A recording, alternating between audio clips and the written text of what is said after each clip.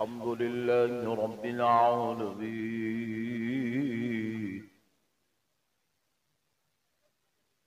والصلاة والسلام على سيد الأنبياء والمرسلين وعلى آله وصحبه أجمعين الأكرمين.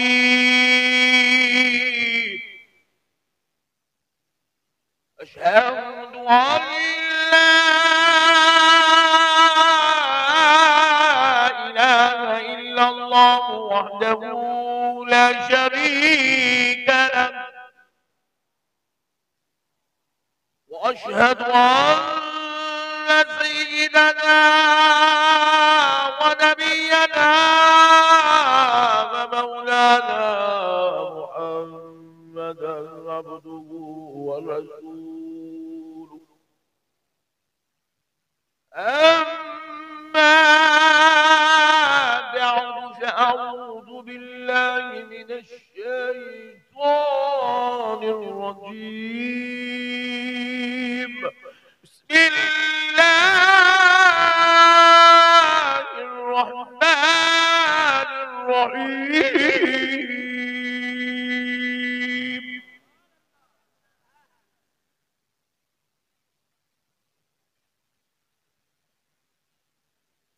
وعباد الرحمن الذين يمشون على الأرض هونا وإذا خاطبهم الجاهلون قالوا سلاما. والذين يبيتون لربهم سجدا وقياما.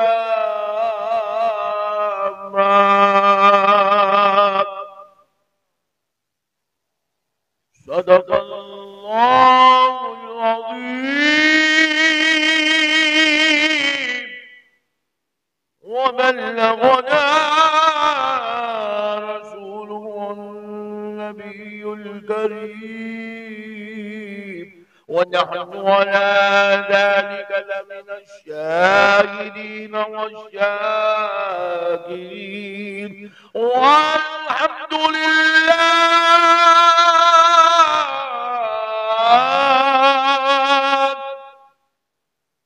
والحمد لله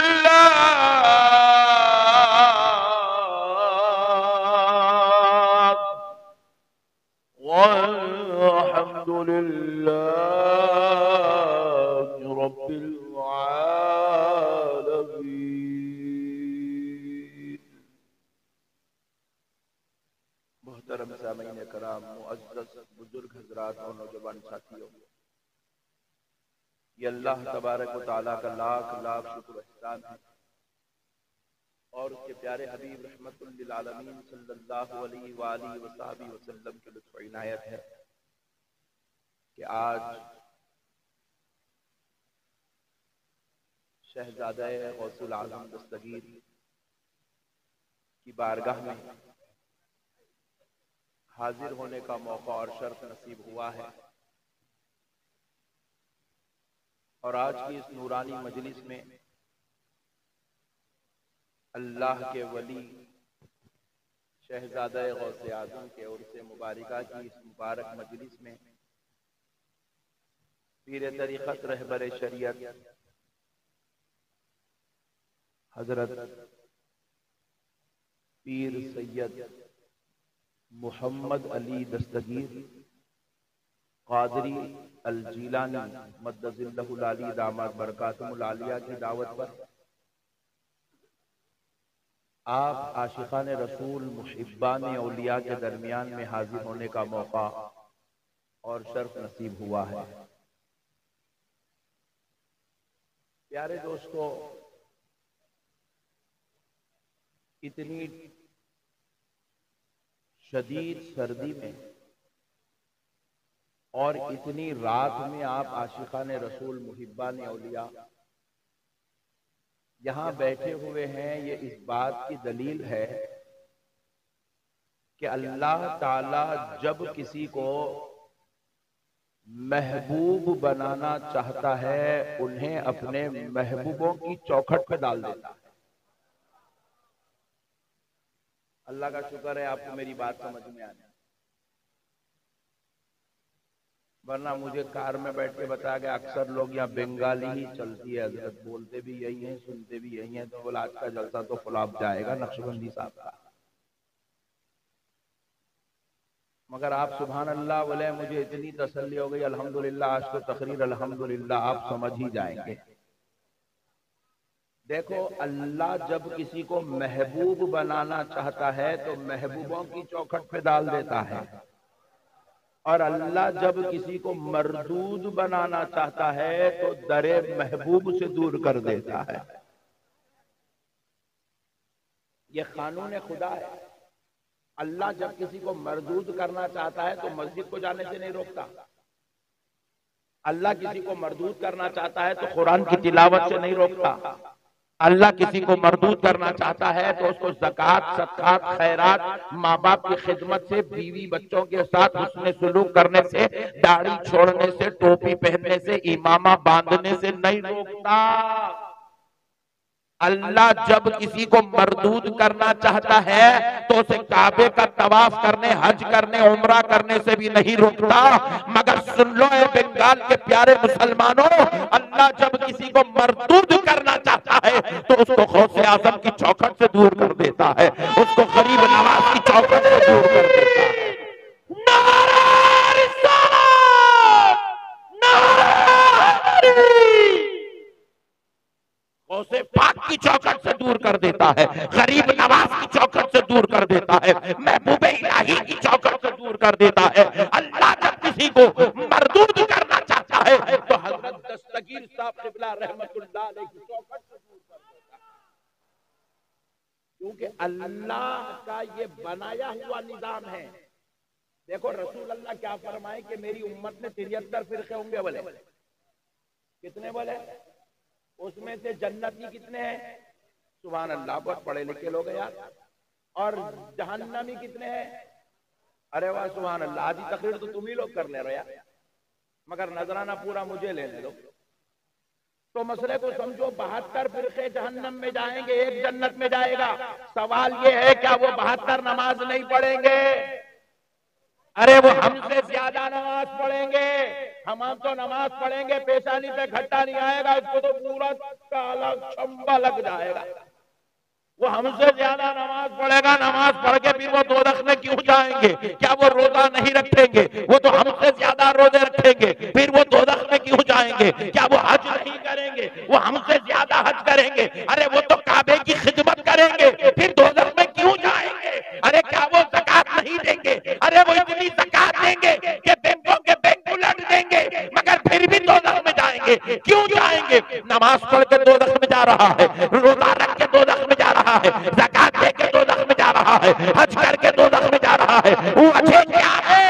تو جواب ملا، نماز تو پڑھے گا، روزہ زکوٰۃ حج تو کرے گا، مگر اس کا دل عشق مصطفیٰ سے خالی ہو کے رہ جائے گا، مگر اس کے دل میں غوث و خواجہ کی محبت نہیں ہوگی۔ تو رب نے بھی ڈیسائیڈ کر لیا جو میرے محبوبوں کا نہیں ہے وہ میری جنت میں رہنے کے لائق نہیں۔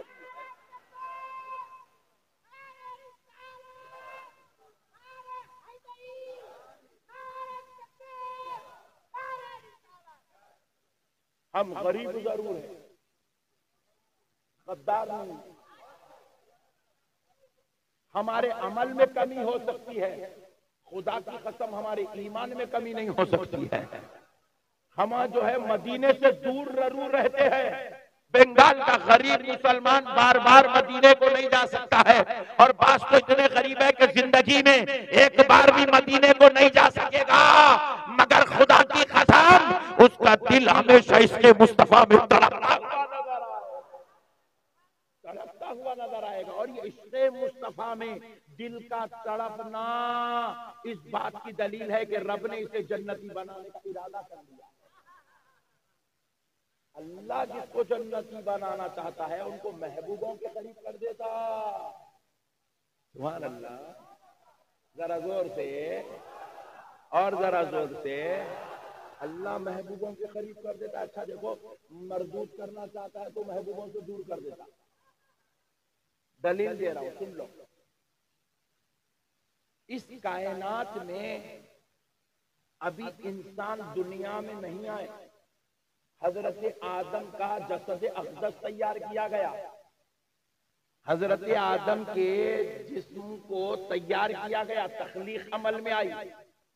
جیسے ہی حضرت آدم کا وجود عمل میں آیا، رب نے حکم دیا کس کو؟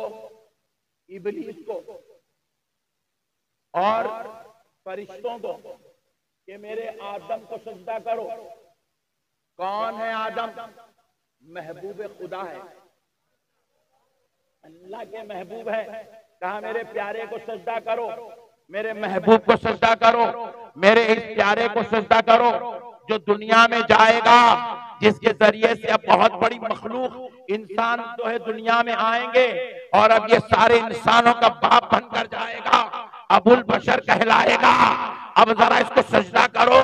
تو ہوا کیا؟ قرآن بیان کر رہا ہے، فَسَجَدَ الْمَلَائِكَةُ كُلُّهُمْ أَجْمَعُونَ إِلَّا إِبْلِيسَ۔ سارے کے سارے فرشتے سجدے میں چلے گئے، فرشتے سجدے میں چلے گئے۔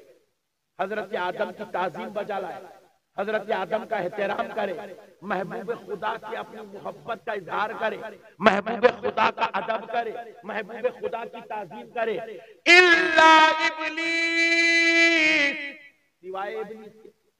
ابلیس نے سجدہ، بولیے، وہ سجدہ نہیں تھا، حقیقت میں وہ تعظیم تھی۔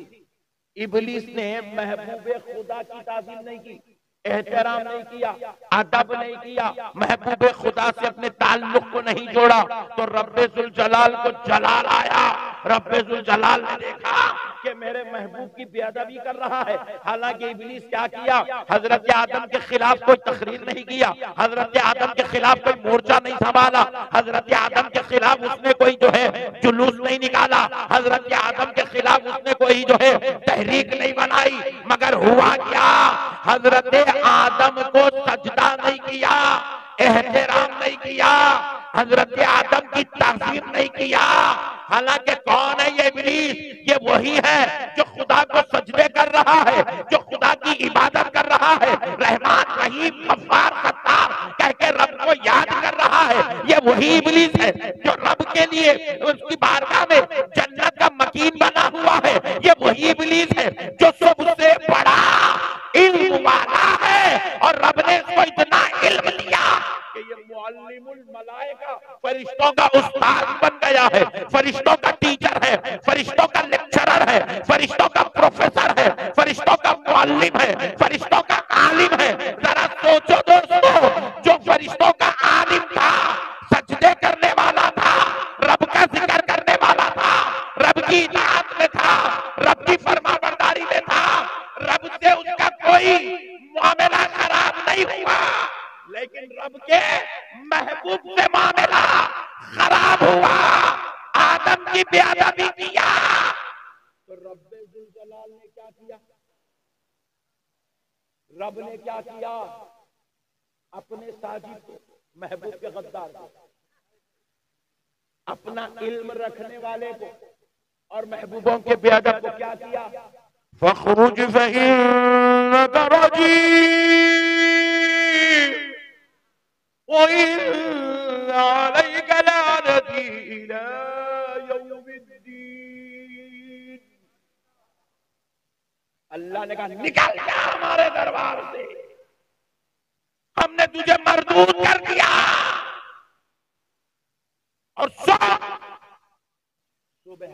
قیامت تک تجھ پر ہماری لعنت۔ اللہ اکبر! کیا کرا صاحب، کیا کرا؟ اللہ تبارک و تعالیٰ کی گستاخی نہیں کرا، اللہ کے محبوب کی بے ادبی کرا، اللہ کے سجدوں میں کمی نہیں کرا، اللہ کے محبوب کے تعلق سے جو ہے دل میں خلش رکھا، تو ہوا کیا؟ رب ذوالجلال نے اس کو مردود کر کے دربار سے نکال دیا۔ ذرا سوچو دوستو، جو اللہ کے محبوب کی بے ادبی جنت میں رہ کے کرا تو جنت میں رہ نہیں سکا، جنت میں رہ کے کرا تو جنت میں رہ نہیں سکا، تو پھر جو پیارو دنیا میں رہ کے محبوبوں کی بے ادبی کرے گا تو جنت میں جائے گا کیسے؟ اسی لیے اللہ نے دستور کیا بنایا؟ جس کو اللہ محبوب بنانا چاہتا ہے ان کو محبوبوں کی چوکھٹ پہ ڈال دیتا ہے، ان کے دلوں میں محبوبوں کی محبت ڈال دیتا ہے۔ اس لیے بنگال والوں، سرکار دستگیر صاحب قبلہ رحمت اللہ علیہ کے آستانے سے جڑ کے رہنا، کیونکہ یہ وہ آستانہ ہے یہاں تم بیٹھتے ہو تو یہاں تمہیں بنگالی فیض نہیں ملتا، یہاں تمہیں بغدادی فیض ملتا ہے، یہاں تمہیں بغدادی فیض ملتا ہے، بغداد والے غوث پاک کا فیض ملتا ہے۔ دیکھو کئی لوگ ہمارے جیسے غلامہ بولے ہم پہ غوث پاک کا کرم ہے، بولے اجی تمہارے جیسے میرے جیسے گنہگاروں پہ غوث پاک کا کرم ہے، وہ تو بیٹے شہزادے ان پہ کتنا کرم ہوگا، ان پہ نظر کا عالم کیا ہوگا۔ اس لیے آقاؤں سے جڑ کے رہنا، محبوبوں کو مضبوط پکڑنا، محبوبوں کی غلامی کو پٹا گلے میں ڈالے رکھنا، دوستو کبھی اس کو اپنے سے جدا ہونے نہیں دینا۔ اللہ کا دستور ہے، اب پوری کائنات کی تاریخ اٹھا کے دیکھ لو آپ، نہ صرف 1400 سال پہلے انبیاء کی تاریخ اٹھا کے دیکھو، اللہ نے جب جب کسی کو مردود کیا، لعنتی کیا، اللہ نے جب جب کسی کو اپنی بارگاہ سے نعمت سے محروم کیا، آپ اٹھا کے دیکھ لو، کوئی نبیوں کا گستاخ تھا، کوئی صحابہ کا گستاخ تھا، کوئی اہل بیت کا گستاخ تھا، کوئی اولیاء اللہ کا گستاخ تھا۔ پیارے دوستو جو گستاخ بنتے گئے وہ مردود ہوتے چلے، پوری 1400 سال کی تاریخ اٹھا گیا۔ کون ہے یزید؟ آپ کی اور ہماری نظر میں یزید ایک جہنمی کا نام ہے، نہیں ہے؟ پھر گھور کے دیکھنے کا جی، یزید ایک جہنمی کا نام ہے، یزید ملعون کا نام ہے، یزید مردود کا نام ہے، یزید غدار باغی کا نام ہے۔ بعضوں نے اسے گمراہ کہا، بعض علماء نے اسے کافر کہا، بعض علماء نے اسے جہنم کا کتا کہا۔ تو پیارے دوستو ذرا غور کرو، یزید کون ہے؟ یزید صحابی کا بیٹا ہے، صحابی کا پوترا ہے۔ کون ہے یزید؟ ام المومنین کا بھتیجا ہے۔ کون ہے یزید؟ رسول اللہ کا سسرالی رشتہ دار ہے۔ کون ہے یزید؟ مکے اور مدینے پہ 3 سال تک حکومت کرنے والا ہے۔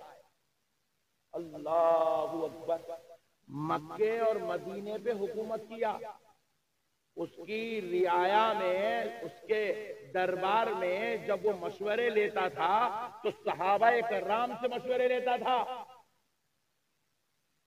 حضرت عبداللہ بن زبیر نے اسے کئی مرتبہ مشورہ دیا تھا۔ یارے دوستو تابعین اس کے دوستوں میں سے تھے، صحابی کا بیٹا ہو کر، صحابی کا پوترا ہو کر، ام المومنین کا بھتیجا ہو کر، رسول اللہ کا سسرالی رشتہ دار ہو کر، خدا کی قسم جنتی نہیں ہو سکا۔ ذرا زور سے بولو، جنتی کلمہ پڑھ کے بھی جنتی نہیں ہو سکا، کبھی کبھی نماز پڑھ کے بھی جنتی نہیں ہو سکا، کعبے پہ حکومت کر کے جنتی نہیں ہو سکا، مدینے پہ راج کر کے جنتی نہیں ہو سکا۔ کیوں نہیں ہوا؟ اللہ کی قسم کان کھول کے سن لو، اس لیے نہیں ہوا کیونکہ وہ نبی کی آل پاک کا غدار تھا، وہ آل مصطفیٰ کا باغی تھا۔ وہ اہل بیت اطہار کا دشمن تھا۔ میرے دوستو مسئلوں کو سمجھو، وہ صحابی کا بیٹا ہو کر آل نبی کی گستاخی کر کے جنتی نہیں ہو سکا۔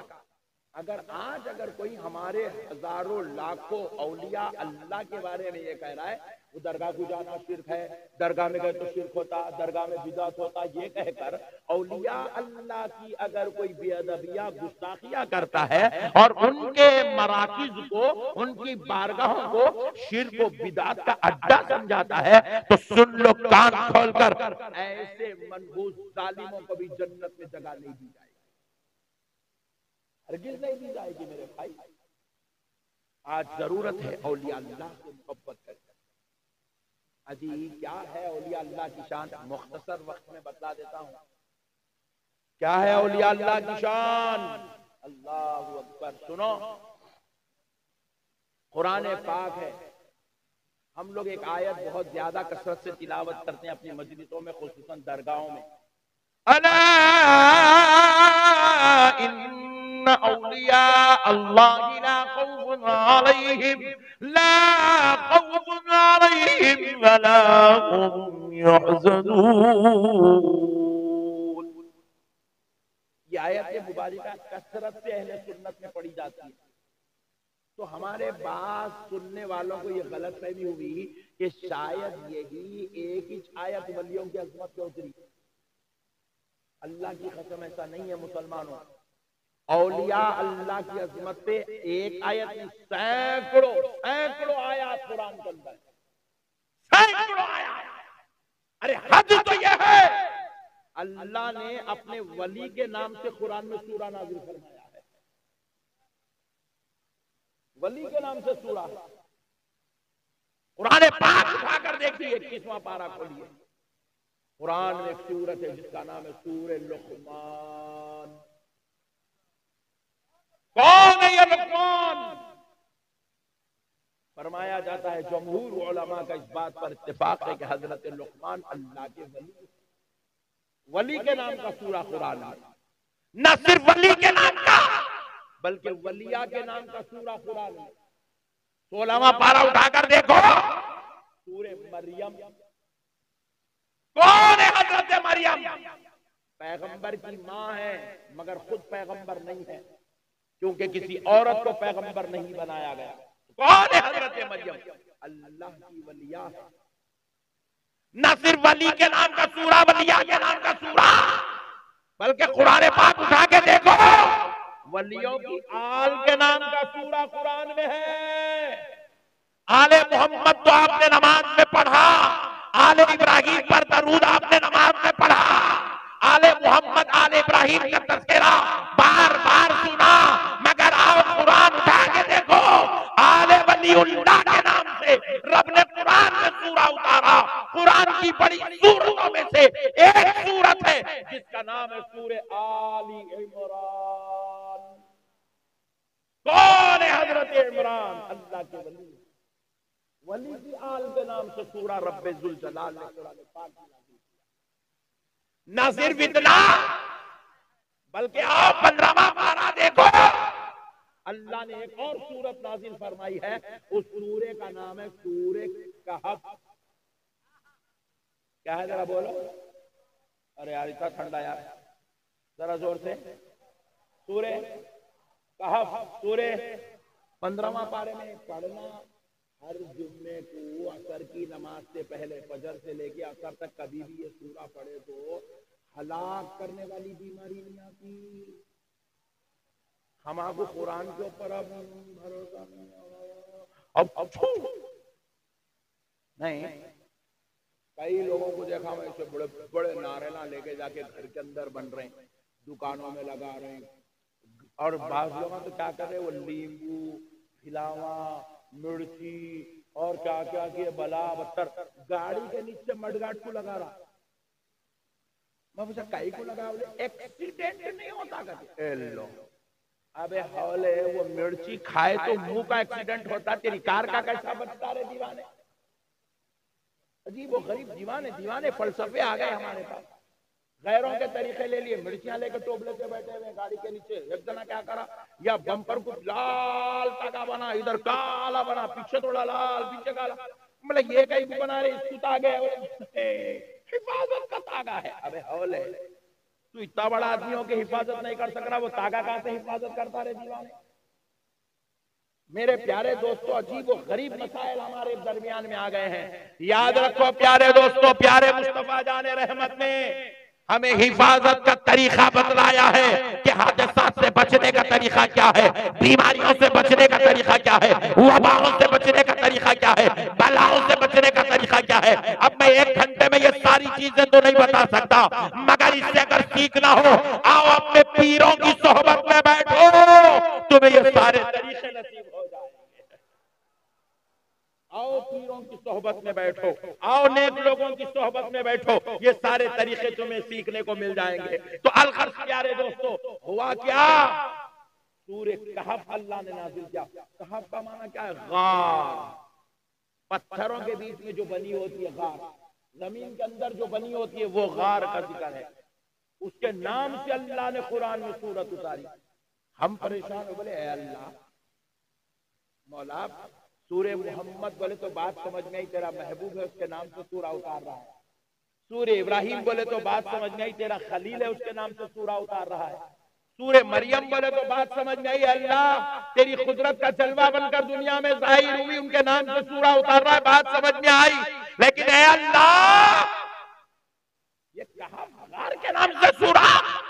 تو بارگاہ الہی سے جواب آیا، بندے خالی سورے کے نام پہ کیوں پریشان ہے، تلاوت کر کے تو دیکھ لے، مسئلہ حل ہو جائے گا.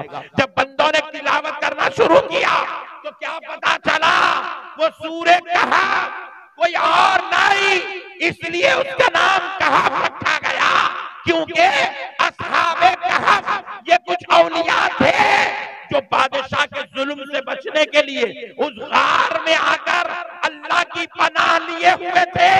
تو اللہ کے حکم سے اللہ نے ان کو 309 سال تک اس غار میں سلا دیا. وہ سو گئے تو وہ غار اللہ کو اتنی پسند آئی کیونکہ اس میں اس کے ولی، اس کے محبوب آرام کر رہے ہیں، اتنی پسند آئی کہ اللہ نے اس غار کے نام سے سورت نازل فرما دی. کہا میرے بندو، مجھے ولی تو ولی، محبوب تو محبوب، محبوبوں کے آرام کرنے کی جگہ بھی مجھے پسند ہے. سبحان اللہ. اب ایک مسئلہ سن لو قرآن کے حوالے سے. کیا ہے کہف؟ وہ غار جہاں اللہ کے ولی آرام کرے، اللہ کے پیارے نیک برگزیدہ بندے جہاں آرام کرے، اس غار کا نام، اس جگہ کا نام ہے کہف. سبحان اللہ. ذرا زور سے. کتنے سال سوئے؟ 309 سال. اس کے بعد وہاں سے اٹھے، نیند سے بیدار ہوئے، چلے گئے. غار تو خالی ہو گئی، وہاں تو ان کا مزار نہیں ہے. خالی 309 سال جس جگہ آرام کرے، اللہ کو وہ جگہ اتنی پسند ہے، محبوبوں کی وہ آرام گاہ اتنی پسند ہے کہ اللہ نے اس کے نام سے قرآن میں سورت اتارا. تو پھر ذرا سوچو اس مزار کا عالم خدا کی نظر میں کیا ہوگا، جہاں پر 1000 سال سے سارے ولیوں کا سردار غوث اعظم اس مزار کا عالم خدا کی نظر میں کیا ہوگا، جہاں پر 900 سال سے عطائے رسول ہند الولی خواجہ معین الدین چشتی حسن سنجری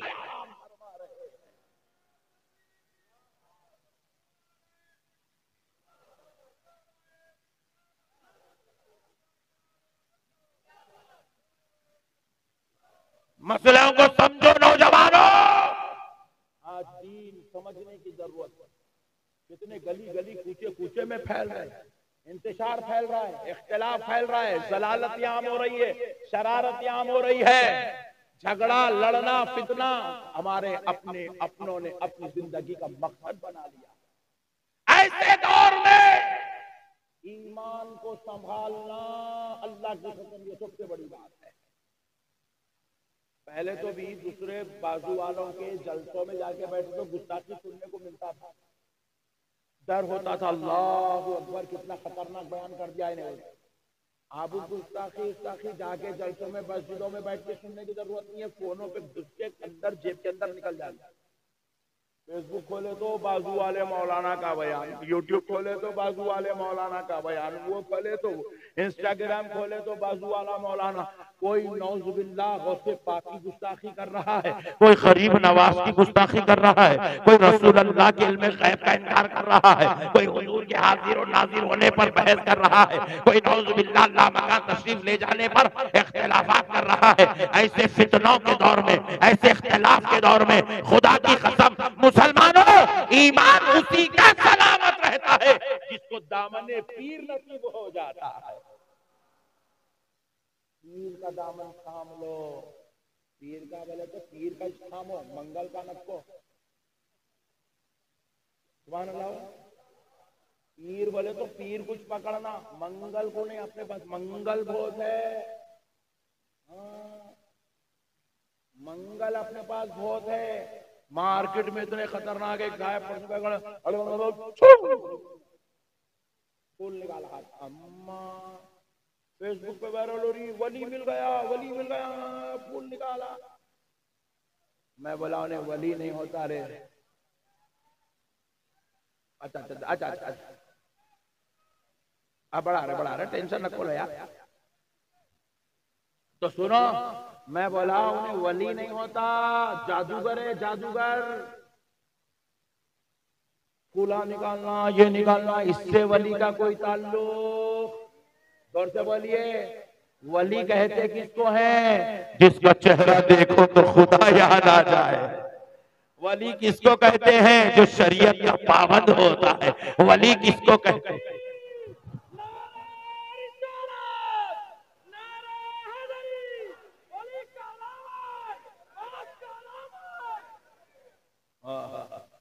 ولی کس کو کہتے ہیں؟ جو نمازوں میں نظر آتا ہے۔ ولی کس کو کہتے ہیں؟ جو مسجدوں میں نظر آتا ہے۔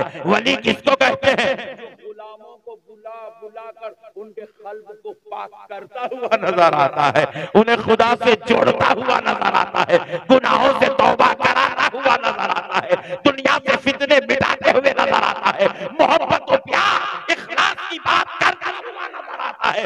ولی کون ہوتا ہے؟ سنو دوستو، جس کے دل میں غوث اعظم کی محبت ہوتی ہے، جس کا تعلق غوث پاک سے بڑا مضبوط ہوتا ہے۔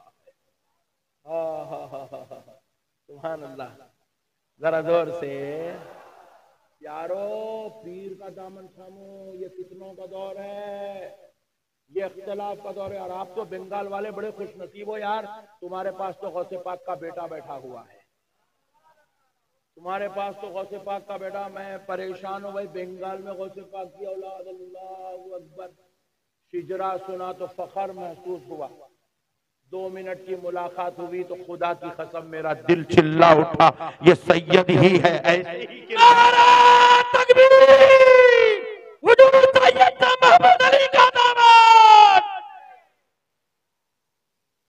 سیدوں کی کوالٹی بالکل الگ رہتی، سیدوں کی کوالٹی بالکل الگ رہتی۔ یہ اس کا ساؤنڈ بڑھا دے بیٹا، ہاں اچھا اچھا، سیدوں کی کوالٹی بالکل الگ رہتی۔ پورے باغ میں تو گلاب کا پھول کیسا پہچانے جاتا؟ پورے ہندوستانیوں کے بیچ میں میرے نبی کی آل بھی ویسے ہی پہچانے جاتی ہے، غوث پاک کا بیٹا بھی ویسے ہی پہچانا جاتا ہے، سیدہ فاطمہ الزہرا کی آل بھی ویسے ہی پہچانے جاتی ہے، علی المرتضیٰ کی اولاد بھی ویسے ہی پہچانے جاتی ہے۔ خوش نصیب ہو مسلمانوں، تمہارے پاس سید زادہ بھی ہے، غوث پاک کا بیٹا بھی ہے۔ قدر کرو، قدر کرو، مرنے کے بعد آ کے خبر پہ پھول ڈالنا کمال نہیں ہے، رہے تک فیض لینا کمال کی بات ہے۔ ہمارے سنیوں میں کیا ہوتا، مرے بعد جلوس میں، جنازے میں لاکھوں کی تعداد میں آتے، رہے تک 10 آدمی بھی نہیں آتے۔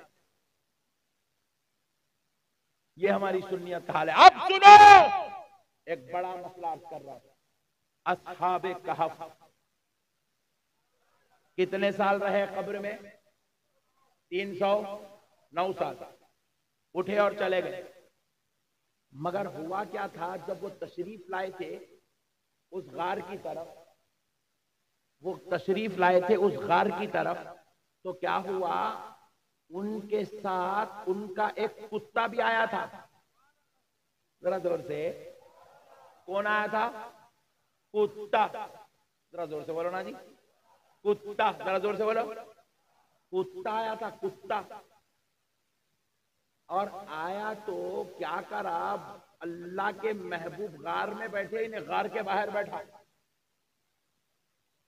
اور اس کے غار کے پاس بیٹھنا اللہ کو اتنا پسند آیا، وہ کیسے انداز میں بیٹھا، اس کے بیٹھنے کا ذکر اللہ قرآن میں بیان کرا.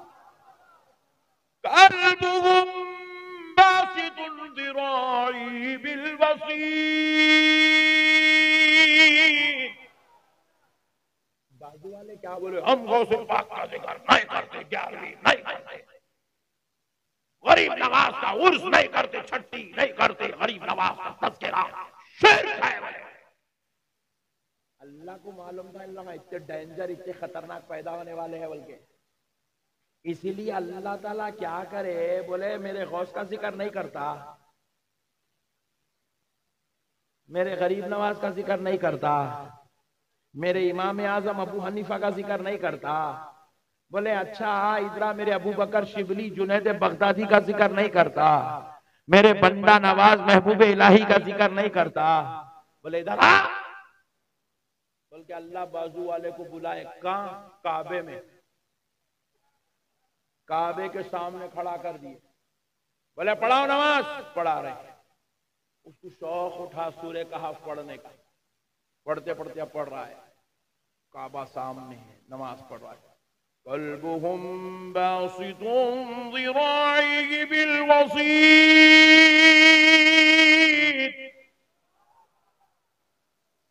میں پریشان ہو گیا، میرے مولا تیری رحمت کے صدقے جاؤں.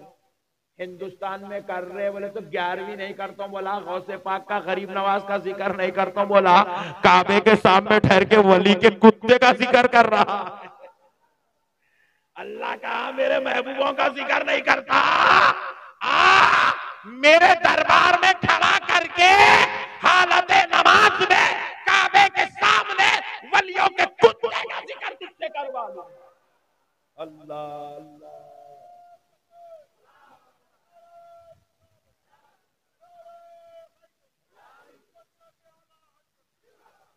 اور ایک بار نہیں، 4 بار اس کتے کا ذکر ہے. کتنے بار؟ ذرا زور سے بولا. وہ 3 تھے، چوتھا ان کا کتا تھا، وہ 5 تھے، چھٹواں ان کا کتا تھا، وہ 7 تھے، 8واں ان کا کتا تھا، اور کتے کے بیٹھنے کا انداز ایسا تھا. 4 مرتبہ کتے کا ذکر ہے، اور ہر بار قلبن بول کے نہیں، قلبہم، ہم کی جو ضمیر ہے یہ لوٹ رہی ہے اصحاب کہف کی طرف، یعنی کہ وہ کتا کس کا کتا تھا؟ اللہ کہہ رہا ہے وہ اصحاب کہف کا کتا تھا. اصحاب کہف کا کتا، اصحاب کہف کا کتا، ولیوں کا کتا، میرے محبوبوں کے در پہ بیٹھنے والا کتا.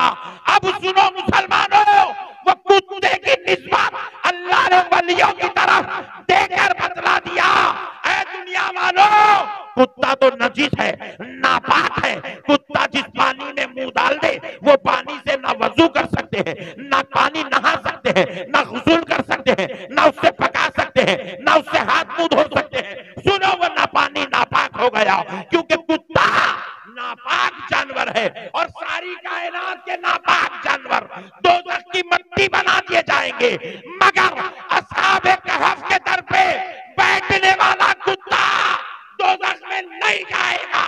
اللہ اس کو انسانی شکل و صورت دے کے جنت میں داخل عطا فرمائے. نعرہ تکبیر، نعرہ رسالت، نعرہ حیدری، سرکار سید شاہ غلام احمد دستگیر کا داماد.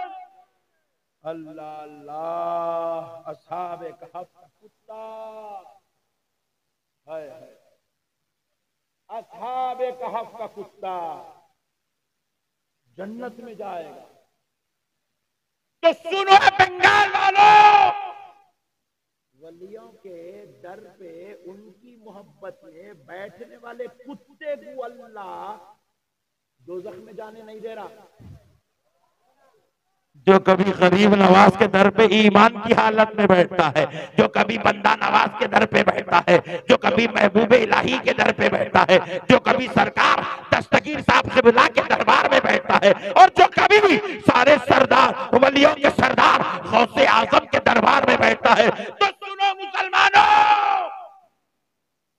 ایسے محبوبوں کے دربار میں جو انسان ہو کر ایمان کی حالت میں بیٹھے، اللہ اس کو دوزخ میں کیسے ڈال دے گا؟ اسی لیے اللہ جب جس کو جنتی بنانا چاہتا ہے، اپنا محبوب بنانا چاہتا ہے، ان کو محبوبوں کی چوکھٹ پہ ڈال دیتا ہے. محبت کرو اللہ والوں، پیار کرو اللہ والوں سے، تعلق مضبوط رکھو اللہ والوں سے. جتنا اللہ والوں کے قریب ہوتے جاؤ گے اتنے منازل طے ہوتے جائیں گے. دیکھو جتنے بڑے بڑے ولی بنے ہیں، سب نے بڑے بڑوں کے در پہ جو ہے اپنے سروں کو ٹکایا ہے، ان کے دہلیزوں کو چوما ہے، ان کی قدم بوسیاں کی ہے، ان کی نالین اٹھائے ہیں، ان کے لوٹے پکڑے ہیں، ان کے مسلح بچھائے ہیں، ان کے طہارت اور وضو کا انتظام کیا ہے. تبھی تو اللہ نے ان کی دعاؤں سے کسی کو محبوب الہی بنا دیا ہے، کسی کو بندہ نواز بنا دیا ہے، کسی کو غریب نواز بنا دیا ہے. اللہ نے جس کو جو مرتبہ دینا تھا محبوبوں کی دعاؤں سے وہ مرتبہ دیتا چلا گیا. اللہ کا واسطہ ایسے پرفتن انتشار کے دور میں، ایسے جھگڑوں اور اختلاف کے دور میں پیر کامل کا دامن تھامنا ضروری ہے مسلمانوں، نہیں تو برباد ہو جاؤ گے، تباہ ہو جاؤ گے. کوئی بھی آئے گا تمہارے عقیدوں کو چھیڑ چھاڑ کر کے تمہیں تباہ و تارات کر کے چلا جائے گا. اللہ کا واسطہ مسلمانوں اپنے عقیدوں کی اصلاح کرو، عقیدوں کو مضبوط پکڑو، بزرگوں کے تعلق سے بزرگوں کی عقیدت، بزرگوں کی محبت میں سرشار رہو. اللہ والوں سے پیار کرو. کریں گے انشاءاللہ، کریں گے انشاءاللہ، کریں گے انشاءاللہ. وما علینا الا البلاغ والحمد للہ رب